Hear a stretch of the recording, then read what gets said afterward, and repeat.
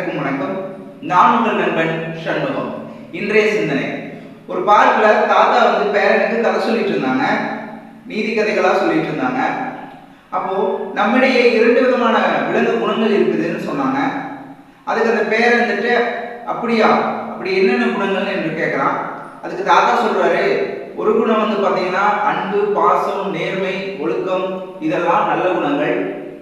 இன்னொன்னு பாத்தீங்கன்னா கோபம், பொறாமை, பொய், பிறரை காயப்படுத்துதல், இதெல்லாம் தீய குணம்னு சொல்றாரு. அப்போ அந்த பேரன் கேட்கிறான், இந்த 2 குணத்துல எந்த குணம் ஜெயிக்கும் அப்படின்னு கேட்கிறான். அதுக்கு தாத்தா சொல்றாரு, நீ எதற்கு அதிகமாக சாப்பாடு தருகிறாயோ அதுவே ஜெயிக்கும் அப்படின்னு சொல்றாரு. நாம் நல்லதை செய்வோம், நல்லதை சிந்திப்போம், நல்லதையே செயல்படுத்துவோம் என்பதுதான் இந்த கதையோட மைய கருத்து. நல்லதே நடக்கும், வெற்றி நிச்சயம்.